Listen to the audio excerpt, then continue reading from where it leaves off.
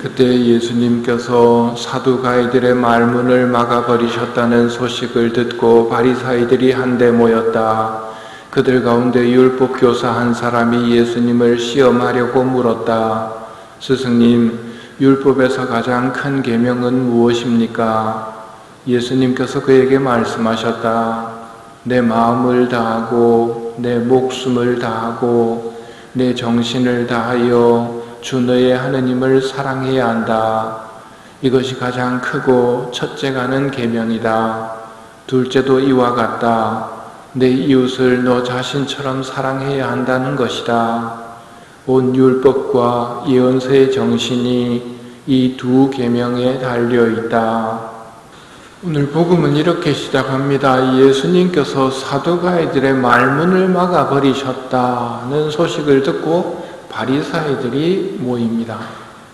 근데 사두가이들의 말문을 막아버리셨다. 바리사이도 그렇고 사두가이도 그렇고 다 하느님을 믿는 사람들입니다.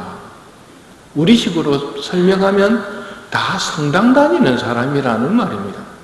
그런데 희한하게 믿고 있는 신앙의 내용은 다릅니다.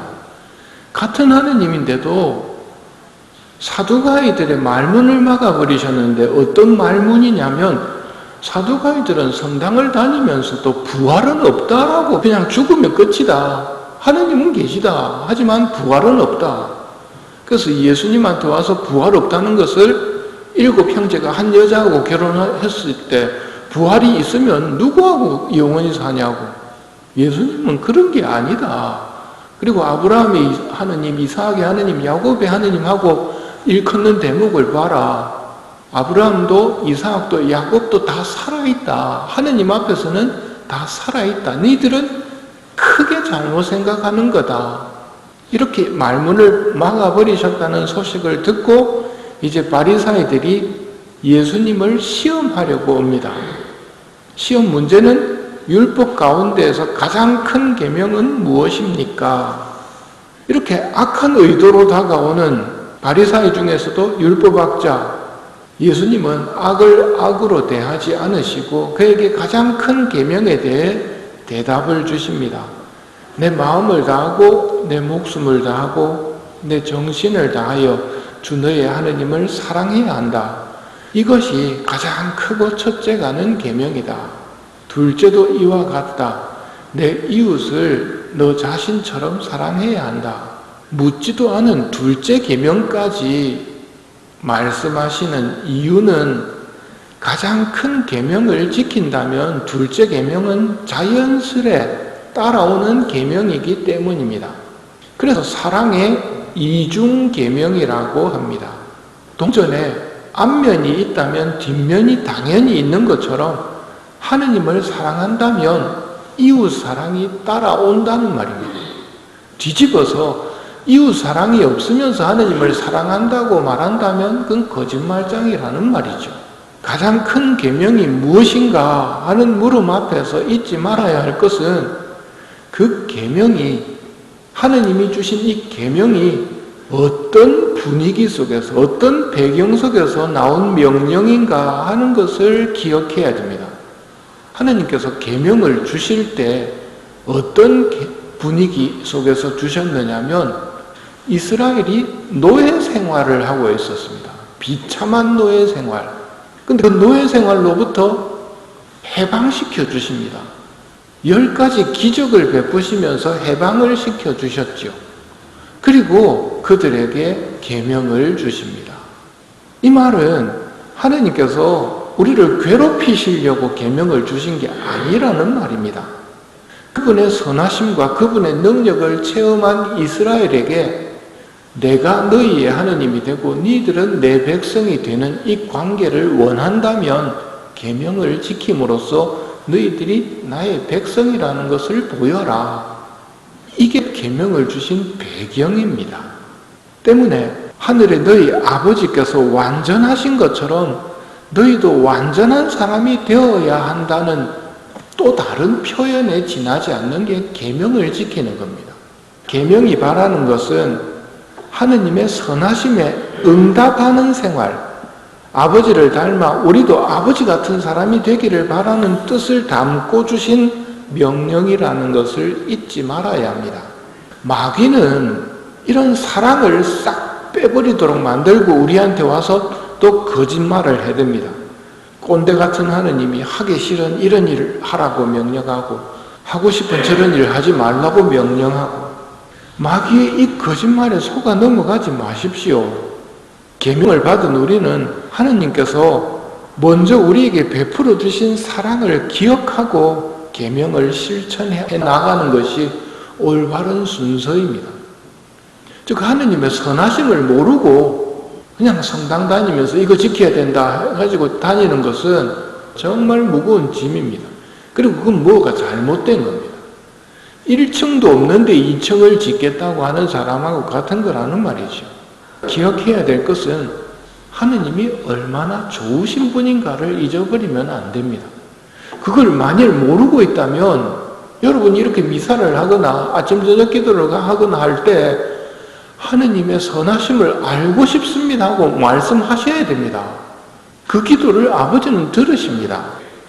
우리가 잘 알고 있는 착한 사마리아인의 비유, 어떤 사람이 예루살렘에서 예리고로 내려가다가 강도들을 만났다. 강도들은 그의 옷을 벗기고 그를 때려 초죽음으로 만들어 놓고 가버렸다.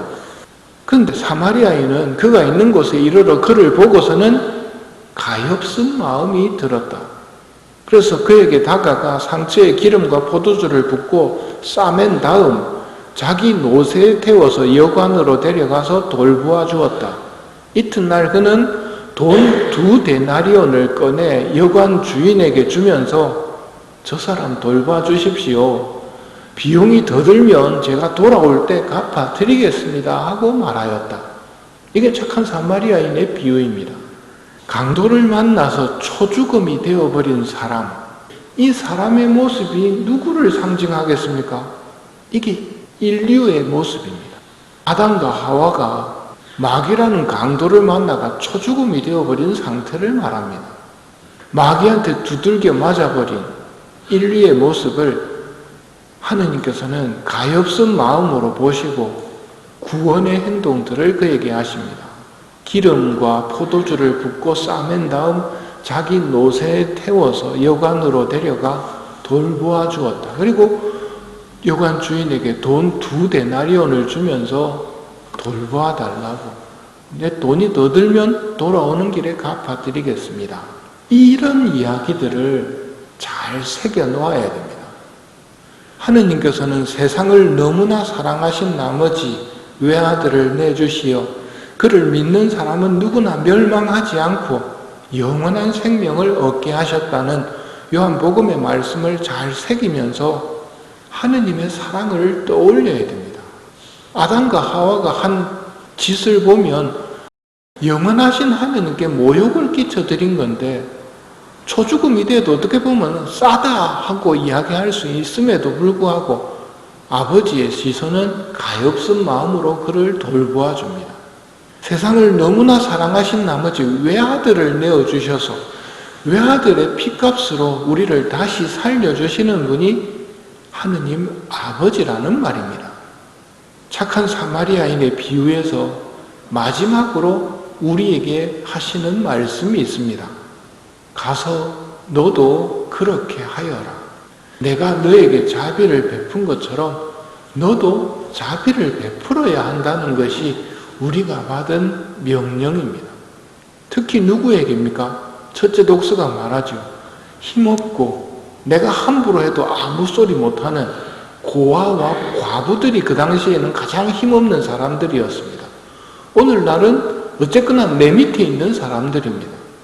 그들에게 가서 옳고 그르고를 따지면서 너는 그래서 안 돼. 옳고 그르고를 따지지 마시고 가서 너도 그렇게 하여라. 이게 우리에게 바라시는 말씀이고 이게 둘째 계명입니다. 내 이웃을 너 자신처럼 사랑해야 한다는 또 다른 풀이가 가서 너도 그렇게 하여라. 아버지께서 너에게 해주신 것처럼 너도 그렇게 하여라. 당신을 닮은 사람들이 아버지 나라에 들어갑니다. 누가 들어갈 것인지 산이와 죽은 이를 심판하러 오시리라고 믿는 것이 여기 앉아있는 우리들입니다. 아버지 집에 들어가기 위해서 아버지의 명령을 기억하며 아버지를 닮으려는 삶이 등불을 켜놓고 있는 삶이고 예복을 준비하는 삶입니다. 가서 너도 그렇게 하여라는 삶을 사는 것이 등잔에 기름을 채우는 삶입니다. 묵주기도 성월이며 주일인 오늘은 우리를 너무나 사랑하신 나머지 외아들을 내어주신 하느님의 사랑을 새기기에 좋은 날입니다. 묵주기도를 바치며 아버지의 사랑을 묵상하고 가서 너도 그렇게 하여라는 말씀을 살아갈 수 있는 힘을 청하도록 합시다. 온 율법과 예언서의 정신이 이 두 계명에 달려있다.